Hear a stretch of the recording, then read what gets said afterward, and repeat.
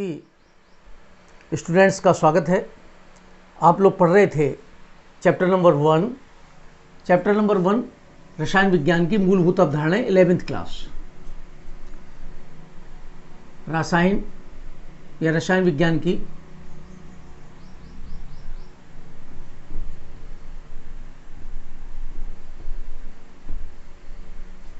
मूलभूत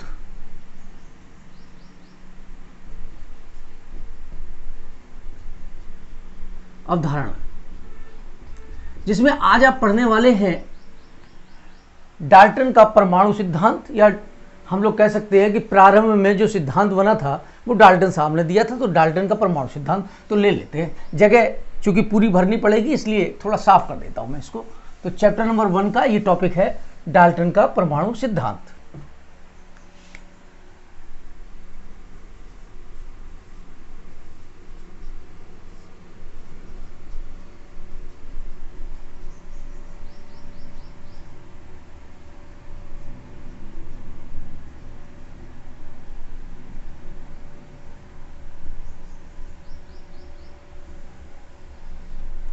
देखिए इन्होंने क्या कहा था कि जो पदार्थ है, कोई भी पदार्थ ले लो, चाहे ये ले लो, इसको ही तोड़ो, एक लिमिट होगी तोड़ने की। तो इन्होंने कहा कि पदार्थ अति सूक्ष्म कणों से मिलकर के बना। मैं पॉइंट लिखता जाता हूँ, हैंड टू हैंड आप भी लिखते जाना, याद करते जाना। मैं बीच बीच में इन पॉइंटों को रिवाइज करता जाऊंगा, एक एक पॉइंट को 2-2 3-3 बार आपको बतलाऊंगा, जिससे आपको याद हो जाए।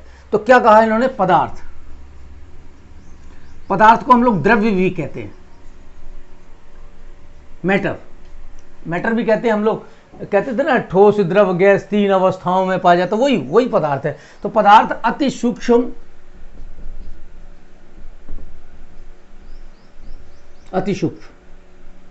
कणों, अब अति सूक्ष्म कणों, इनको इन्होंने क्या मान लिया था? इसी को परमाणु माना था। से मिलकर बना होता है। पहला पॉइंट हो गया कि अति सूक्ष्म कणों से मिलकर के बना होता है। अब इसके बाद में क्या कहता है? देखिए, अति सूक्ष्म कणों, परमाणु द्रव्य का सूक्ष्मतम भाग है, यानी सूक्ष्मतम पार्ट है। दूसरा पॉइंट याद रखोगे ना, पदार्थ है, उसको तोड़ते जाओ, कण बनेंगे छोटे छोटे, उसके बाद में अणु बनेंगे, अणु के बाद परमाणु बनेंगे। हालांकि ये धारणा बाद में आई, लेकिन इन्होंने क्या किया? पदार्थ अति सूक्ष्म कणों से मिलकर के बना होता है, और परमाणु, जिसे हम कहते हैं, यहां पे एक लाइन लिख देता हूं जिसे थोड़ा सा ठीक रहेगा, जिसे परमाणु कहा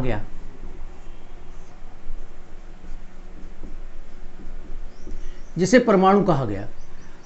अब ये बात आपकी क्लियर हो गई। दूसरा पॉइंट क्या कहा? कि जो परमाणु है द्रव्य का सूक्ष्मतम कण है। इसी बात को घुमा करके लिख रहे हैं, परमाणु द्रव्य यानी पदार्थ का सूक्ष्मतम यानी सूक्ष्मतम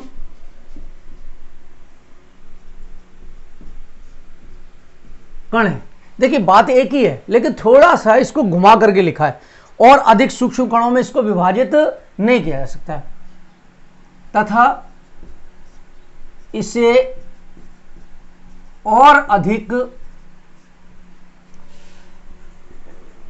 सूक्ष्म कणों में विभाजित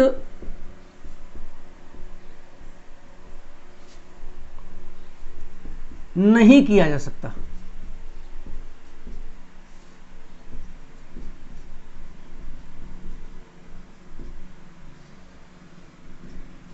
दो पॉइंट हो गए। देखिए मैंने आपसे कहा, बार बार मैं दोहराऊंगा, परमाणु द्रव्य यानी पदार्थ का सूक्ष्मतम कण है, यानी इसको तोड़ते जाओ और ज्यादा इसको आप विभाजित नहीं कर सकते हो। अब ये तीसरा पॉइंट क्या कह रहा है? ये किसी भी रासायनिक अभिक्रिया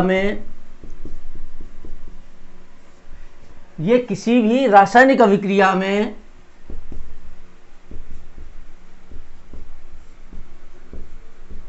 भाग ले सकता है, या लेता है, कर दें, लेता है। यानी रासायनिक अभिक्रिया में तो परमाणु का काम है, लेकिन इसमें एक चीज आती है रासायनिक अभिक्रिया में, लेकिन ये रासायनिक अभिक्रिया में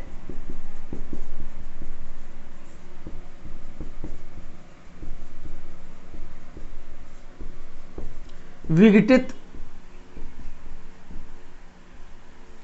एवं नष्ट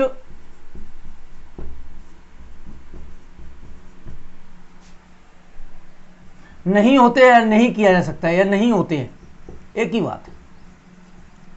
लैंग्वेज आपकी अपनी हो सकती है, ये लैंग्वेज भी हो सकती है, कोई जरूरी नहीं कि आप इसको बिल्कुल ऐसे ही लिखें। आप तो ऐसे लिख सकते हैं, इसको रासायनिक अभिक्रिया में भाग तो ले सकते हैं, लेकिन ये विघटित नहीं हो रहे, नष्ट नहीं हो रहे, ये बात आप लिख सकते हैं। तो कितने पॉइंट हो गए? 3 पॉइंट हो गए। चौथे पॉइंट में आप तत्व के परमाणु की बात कर दें तो जो परमाणु है इसका आकार और द्रव्यमान कैसा होगा? तो एक ही पदार्थ के या एक ही तत्व के, कह दो, एक ही तत्व के परमाणु द्रव्यमान आकार में, अब देखिए आकार में कैसे होंगे? ये समान होंगे, समान होते हैं। ये बात हमने लिख दी। क्या लिख दी? कि देखिए एक ही तत्व के परमाणु द्रव्यमान और आकार में कैसे होते हैं? समान होते हैं। अब एक ही तत्व की बात आ गई। अगर हम लोग भिन्न तत्वों की बात कर दें, अब यहां पर परमाणु भार की बात कर दें, अगर प्रत्येक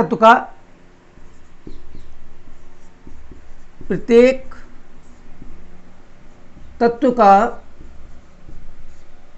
परमाणु भार, यानी एक निश्चित परमाणु भार होता है। प्रत्येक तत्व का एक निश्चित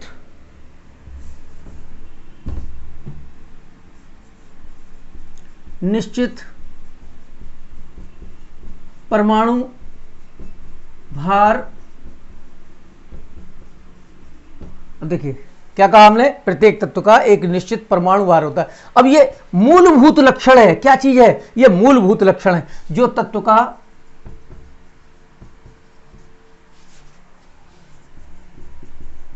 मूलभूत लक्षण उतारते जाइए आप। एक पॉइंट और लिख देता हूं आपको। भिन्न भिन्न तत्वों के परमाणु भार कैसे हो सकते हैं? भिन्न भिन्न तत्वों के परमाणु भार अलग अलग होते हैं। भिन्न भिन्न तत्वों के परमाणु भार अलग अलग होते हैं। तो यहां से आपने क्या कहा? परमाणु को जब पदार्थ को जब आप तोड़ोगे ना छोटे छोटे टुकड़ों में बटा, अणु बने, परमाणु बन गए छोटे छोटे। अब हम लोगों ने क्या कहा? अति सूक्ष्म कण है, इसे और अधिक विभाजित नहीं कर सकते। ये किसी भी रासायनिक अभिक्रिया में भाग लेता है, लेकिन रासायनिक अभिक्रियाओं में विघटित एवं नष्ट नहीं होता। ये बात किसने कही थी? डाल्टन ने कही थी। आगे मत पकड़ना, क्योंकि आधुनिक वाले में जाकर के ये अल्फा बीटा और गामा ऊर्जा के रूप में भी परिवर्तित हो जाता है। नहीं, इसका नष्ट भी होता है, विघटन भी होता है। तो परमाणु बम भी सिद्धांत इसी पे ही है। ऊर्जा का निकलना होता है, ऊर्जा का क्षरण भी होता है, विघटन भी होता है। तो सब चीज़ है, लेकिन स्टार्टिंग किससे हुई थी? डाल्टन साहब से हुई थी। तो डाल्टन ने ये सिद्धांत दिया था कि ये किसी भी रासायनिक अभिक्रिया में भाग लेता है, लेकिन इसको विघटित एवं नष्ट नहीं कर सकते। चौथा पॉइंट क्या कह रहा है? एक ही तत्व के परमाणु द्रव्यमान आकार में समान होते हैं। और पांचवा पॉइंट कह रहा है प्रत्येक तत्व का एक निश्चित परमाणु भार होता है, जो तत्व का मूलभूत लक्षण है। अब एक चीज और मैं आपको बता दूं, 7 का पॉइंट एक और लिखता हूं कि जो परमाणु है, यानी भिन्न तत्वों के परमाणु, मैं ऊपर लिख देता हूं, ये स्क्रीनशॉट ले लो आप, जिससे आपको लिखने में आसानी हो। मैं साफ कर दूं इसको।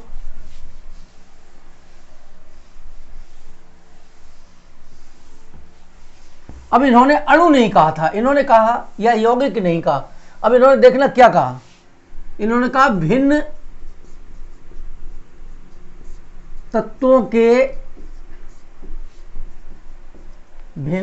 तत्वों के परमाणु आपस में, मेरी लैंग्वेज आप पकड़िएगा, एक एक पॉइंट पकड़ें, बिल्कुल सरल है, सरल तरीका है, याद करने में भी आसानी होगी। ऐसे कैसे लिख लेना, आपस में संयोग करके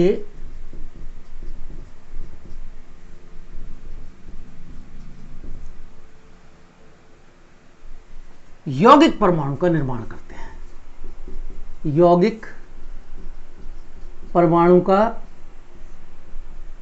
निर्माण करते हैं।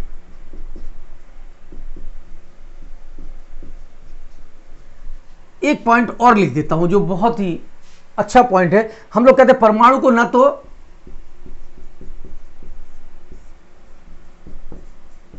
तो उत्पन्न किया जा सकता है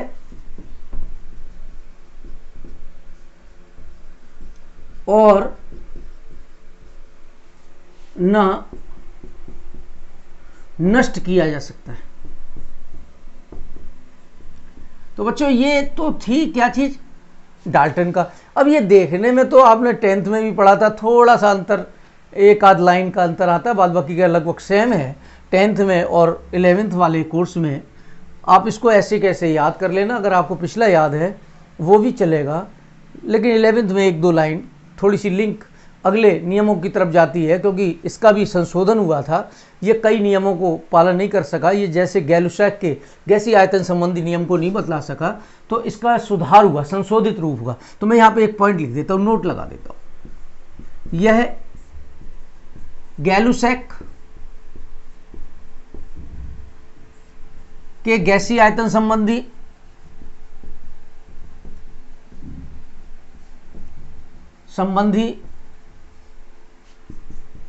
नियम को नहीं समझा सका, कमी हो गई।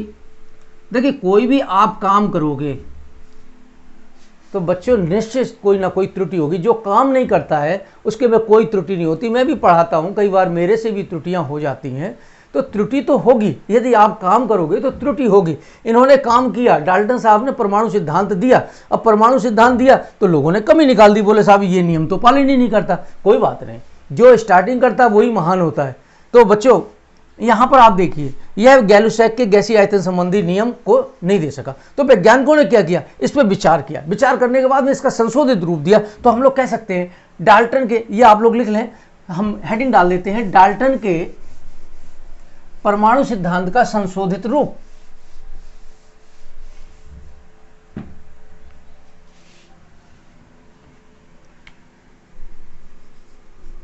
डाल्टन के परमाणु सिद्धांत का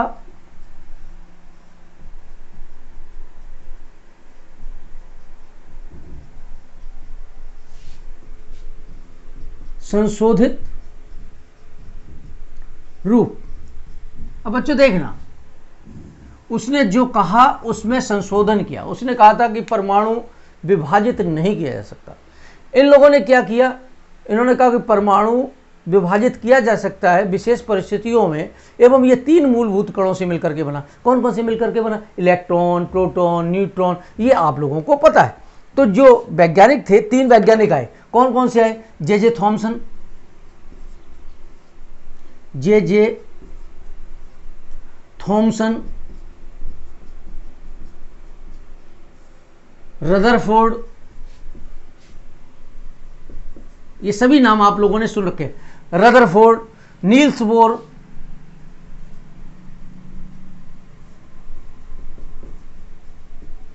इत्यादि ने डाल्टन के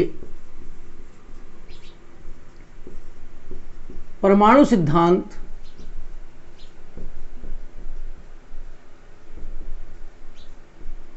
में संशोधन किया। अब जब इन्होंने संशोधन कर दिया तो क्या कहा, इसका संशोधित रूप निम्न है। संशोधित रूप निम्न है। देखिए पहला पॉइंट फिर से समझ लिए, 3 वैज्ञानिक थे, J Thomson, Rutherford, Niels Bohr, ये सभी आप लोगों ने पढ़ा हुआ। इन्होंने क्या कहा था कि परमाणु तीन मूलभूत कणों इलेक्ट्रॉन कॉमा प्रोटॉन, एक काम करते हैं, इलेक्ट्रॉन प्रोटॉन न्यूट्रॉन एक साथ ब्रैकेट में छोटा स्मॉल में लिख देंगे, electron proton comma neutron electron proton comma neutron. देखो स्मॉल लेटर में लिख दिया, इसके सांकेतिक भाषा। परमाणु तीन मूलभूत कणों से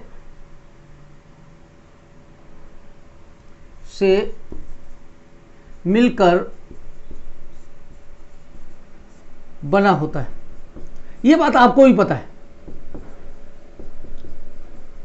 तीन मूलभूत कणों से मिलकर के बना होता है। अर्थात हम लोग क्या कह सकते हैं, किसी विशेष परिस्थितियों में यानी रासायनिक अभिक्रियाओं में, अर्थात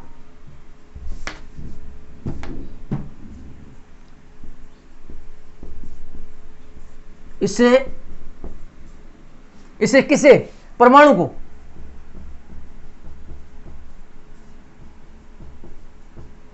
रासायनिक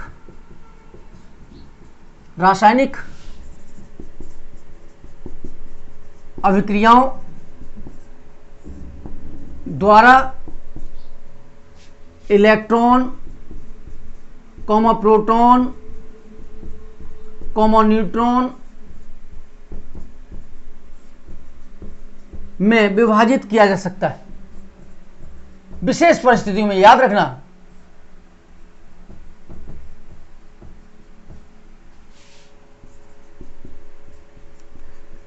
एक पॉइंट हो गया। दूसरा, हम लोग पीछे पढ़ा था कि एक तत्व का परमाणु भार, यानी एक तत्व में परमाणुओं का जो परमाणु भार था वो समान था, लेकिन यहां पर हम लोग कह सकते हैं, पहले एक लाइन पूरी कर लें, विभाजित किया जा सकता है। एक पॉइंट हो गया। दूसरा पॉइंट हम लोग लिखते हैं, हमने कहा समस्थानिकों की उपस्थिति के कारण। किसकी उपस्थिति के कारण? समस्थानिकों की उपस्थिति के कारण इसके एक ही तत्व के जो द्रव्यमान है वो कैसे हो सकते हैं? अलग अलग हो सकते हैं। तो एक समस्थानिकों की उपस्थिति के कारण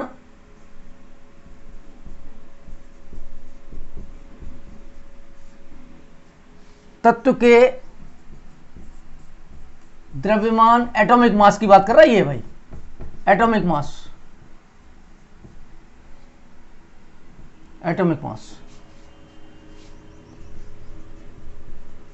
भिन्न भिन्न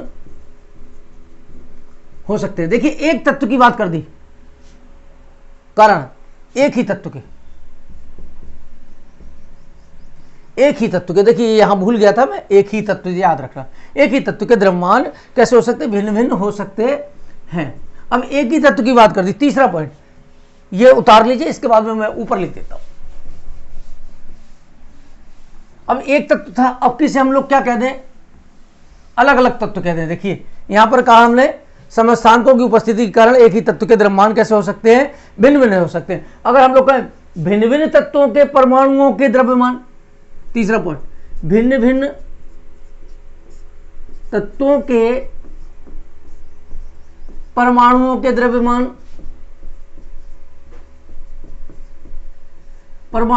द्रव्यमान, थोड़ा सा स्पीड से लिखें, द्रव्यमान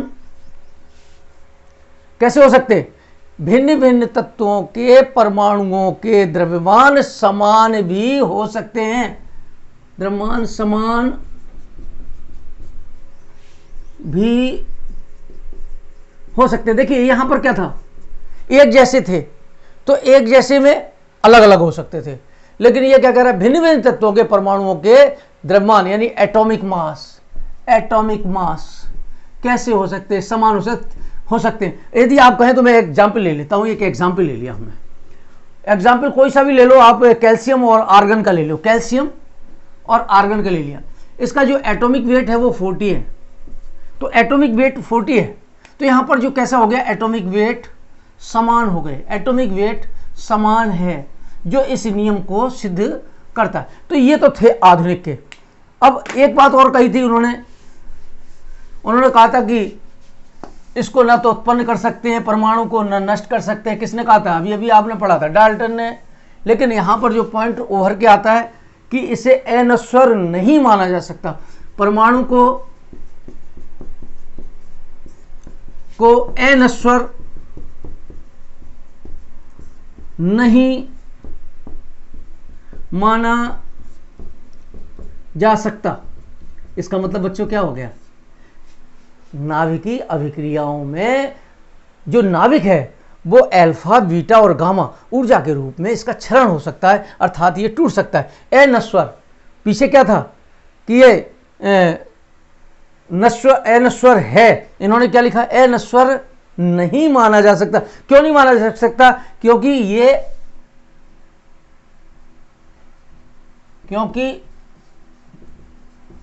कई नाभिकीय रासायनिक अभिक्रियाओं में, कई नाभिकीय रासायनिक अभिक्रियाओं में, अब किस में? अल्फा, बीटा और गामा, जो मैंने अभी अभी बात की थी, अल्फा, बीटा और gamma, alpha comma beta comma अब ये गामा। वैसे तो आपने देखा रेस के रूप में निकलती है, ऐसे नीचे से निकली और ऐसे धीरे धीरे रेस के रूप में निकलती है। आपने देखा था कि कोई भी तत्व था अल्फा, बीटा और गामा रेस के रूप में निकलती थी। तो ये वही बात कह रहा है कि अल्फा, बीटा और गामा किरणों के रूप में ऊर्जा का क्षय करता है। किरणों के रूप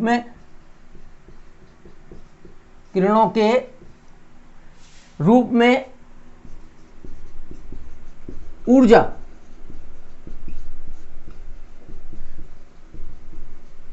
क्षय का मतलब होता है नुकसान होना, नष्ट होना, निकलना।